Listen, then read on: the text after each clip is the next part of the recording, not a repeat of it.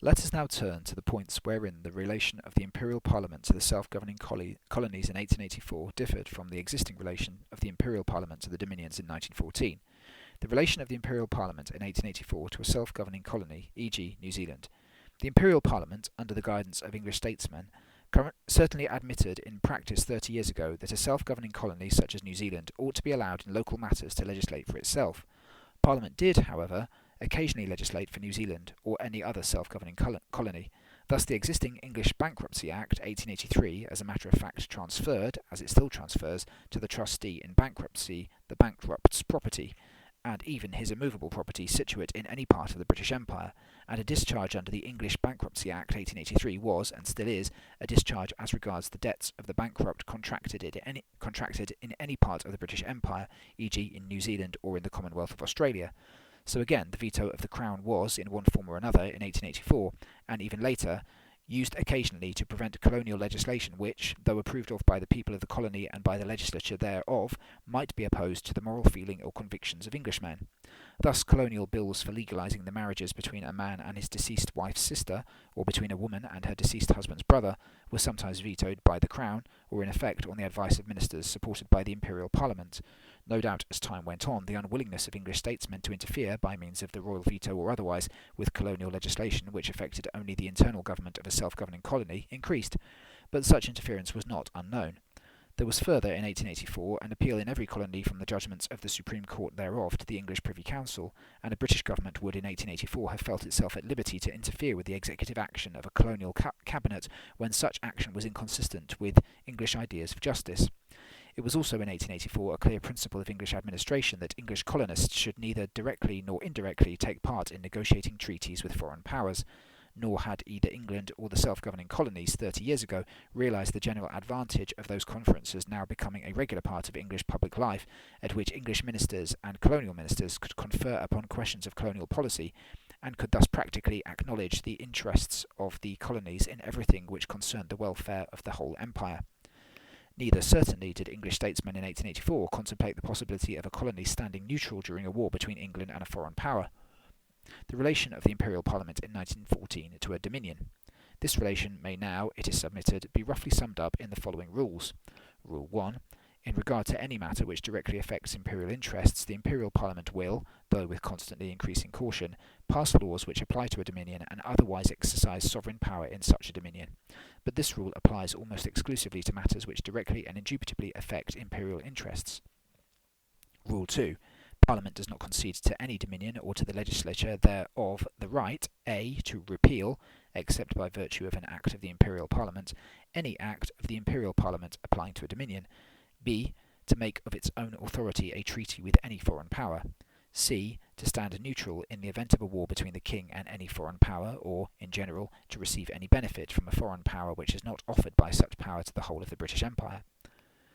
It must be noted that under these two rules the Imperial Parliament does retain, and sometimes exercises the right to legislate in regard to matters which may greatly concern the prosperity of a dominion, and also does in some respects seriously curtail both the legislative power of a Dominion Parliament and the executive power of a Dominion Cabinet.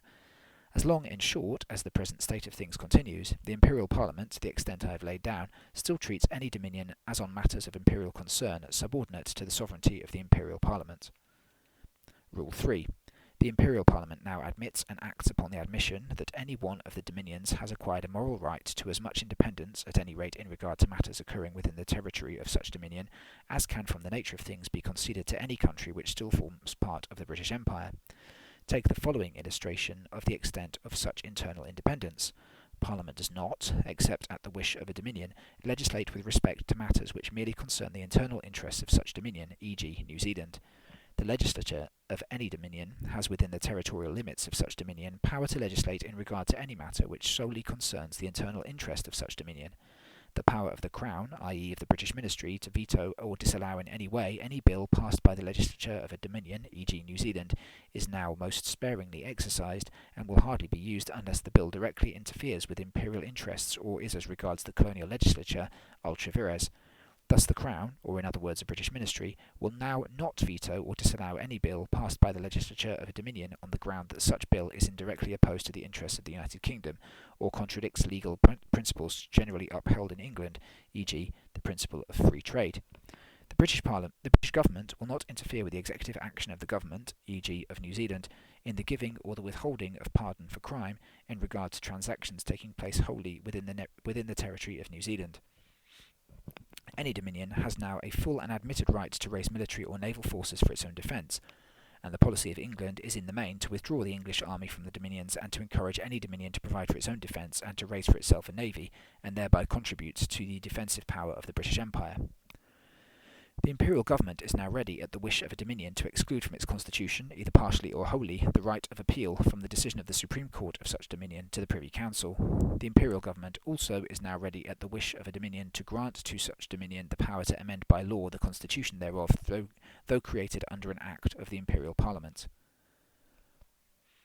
Rule 4. The habit has now grown up that conferences should be held from time to time in England, at which shall be present the Premier of England and the Premier of each Dominion, for consultation and discussion on all matters concerning the interest and the policy of the Empire, and that such conferences should be from time to time held, may now, it is submitted, be considered a moral right of each Dominion. These conferences, which were quite unthought of 30 years ago, and which did not receive their present form until the year 1907, mark in a very striking manner a gradual and therefore the more important change in the relations between England and the self-governing colonies. The answer then to the question before us as to the difference between the relation of England, or in strictness of the Imperial Parliament, to the self-governing colonies in 1884 and her relation to the Dominions in 1914 can thus be summed up. At the former period, England conceded to the self-governing colonies as much of independence as was necessary to give to such colonies the real management in their internal or local affairs, but English statesmen at that date did intend to retain for the Imperial Parliament, and the Imperial Government as representing such Parliament, a real and effective control over the action of the Ministry and the Legislature of each self-governing colony insofar as that control was not palpably inconsistent with independence as regards the management of strictly local affairs. In 1914, the colonial policy of England is to grant to every Dominion absolute, unfettered, complete local autonomy, insofar as such perfect self-government by a Dominion does not clearly interfere with loyalty of the Dominion to the Empire. The two relations of England to the self-governing colonies, now called Dominions, are, it may be objected, simply one and the same relation described in somewhat different language. The objection is plausible but not sound. My effort has been to describe two different ways of looking at one and the same relation, and the results of this difference of view are of practical consequence. In 1884 it was admitted, as it is today, that the self-governing colonies must have rights of self-government, but in 1884 the exercise of self-government on the part of any colony was regarded as subordinate to real control by the English Parliament and Crown of colonial legislation which might be opposed to English interests or to English ideals of political prudence. In 1914 the self-government, e.g. of New Zealand, means absolute, unfettered, complete autonomy without consulting English ideas of expediency or even of moral duty. The one limit to this complete independence in regard to local government is that it is confined to really local matters and does not trench upon loyalty to the Empire. The independence of the Dominion, in short, means nowadays as much of independence as is compatible with each Dominion remaining part of the Empire. Second question. What are the changes of opinion which have led up to the altered relation between England and the Dominions? In the early Victorian era, and even in the mid-Victorian era, there were two rough and ready solutions for what was regarded, with some impatience, by the British statesmen of that day as the colonial problem. The one was centralisation, the government, that is, except in relatively trivial matters, of all the outlying parts of the empire from an office in Downing Street. The other was disintegration, the acquiescence in, perhaps the encouragement of, a process of successive hivings off by which, without the hazards or impediments of coercion, each community, as it grew to political manhood, would follow the example of the American colonies and start an independent and sovereign existence of its own. After 70 years' experience of imperial evolution, it may be said with confidence that neither of these theories commands the faintest support today, either at home or in any part of our self-governing empire. We were saved from their adoption, some people would say by the favour of Providence, or, to adopt a more flattering hypothesis, by the political instinct of our race, and just in proportion as centralisation was seen to be increasingly absurd, so has disintegration been felt to be increasingly impossible. Whether in the United Kingdom or in any one of the great communities which you represent, we each of us are, and we each of us intend to remain, master in our own household. This is, here at home and throughout the dominions, the lifeblood of our polity. It is the articulus stantis aut cadentis imperii. 40 minutes of proceedings of the Imperial Conference, 1911, opening address of the President, Mr. Asquith, page 22, compare Message of King to Governments and Peoples of the Self-Governing Dominions, Times, September 10th, 1914. These words are a true statement of patent facts, but it will on examination be found that the change during recent years in English opinion, and also in colonial opinion with regard to the relation between England and the Dominions, presents rather more complexity than at first sight may be apparent to a casual reader of Mr. Asquith's address. Up to the last quarter of the 19th century, and even as late as 1884, many Englishmen, including a considerable number of our older statesmen, held that the solution of the colonial problem was to be found wholly in the willingness of England to permit and even to promote the separation from the empire of any self-governing colony which desired independence, provided that this separation should take place without engendering any bad feeling between England and her so-called dependencies. No doubt there existed, at any rate till the middle of the 19th century, a limited body of experienced officials who held that our colonial system, as long as it was maintained, implied the active control by England of colonial affairs. But such men in many cases doubted whether the maintenance of the colonial empire was a real benefit to England, and thought that on the whole, with respect at any rate to any self-governing colony, the course of prudence was to leave things alone until it should have become manifest to every one that the hour for friendly separation had struck. The self-governing colonies, on the other hand, up at any rate till 1884, just because they were more and more left alone and free to manage their own affairs, though they occasionally resented the interference of the English government with colonial legislation, were on the whole contented with things as they stood. They certainly did not display any marked desire to secede from the empire. Still less, however, did they show any active wish to take part in controlling the policy of the empire, or to share the cost of imperial defence. Honest belief in the principle of laissez-faire produced its natural and, as far as it went, beneficial result. It removed causes of discontent, it prevented the rise of ill will between England and her self-governing colonies, but it did not of itself produce any kind of imperial patriotism. The change which a student has to note is an alteration of feeling which did not become very obvious till near the close of the 19th century. This was the growth, to use a current expression, of imperialism. But this term, like all popular phrases, is from its very vagueness certain to mislead those who use it, unless its meaning be defined with some care. In regard to the British Empire, it ought to be used as a term neither of praise nor of blame, but as the name for an idea which, insofar as it is true, is of considerable importance. This idea is that the British Empire is an institution well worth maintaining, and this not on mere grounds of sentiment, but for definite and assignable reasons. Upon England and upon every country subject to the King of England, the British Empire confers at least two benefits.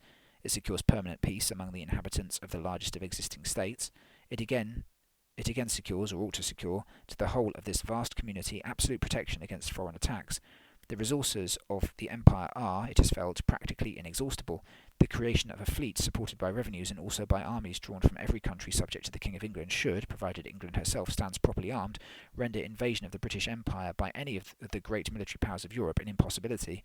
But then the hugeness of the empire and the strength of the empire, if it remains united, are enough to show that the different countries which are parts of the imperial system would, if they each stood alone, be easily assailable by any state or combination of states which had the command of large military and naval armaments. Neither England, in short, nor any of her self-governing dominions can fail to see that the dissolution of the empire might take from both the mother country and the most powerful of the dominions the means necessary for maintaining liberty and independence. Loyalty to the empire, typified by loyalty to the king, is in short a sentiment developed by the whole course of recent history. It is a feeling or conviction which places the relation of England and the dominions in a new light.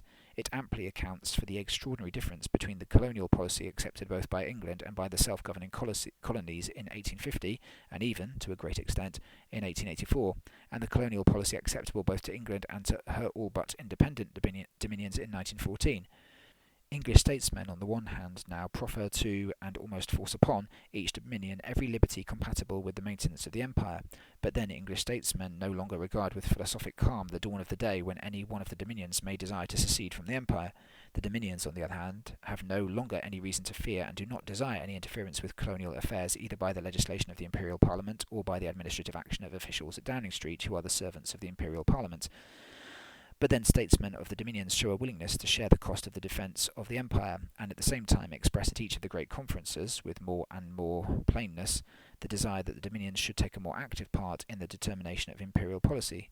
It is not my object, at any rate at this part of this introduction, to consider how far it may be possible to give satisfaction to the desires of rational imperialists, and still less ought any man of sense to express any confident opinion as to how far the sentiment of imperialism may in the course of time increase in force or suffer diminution.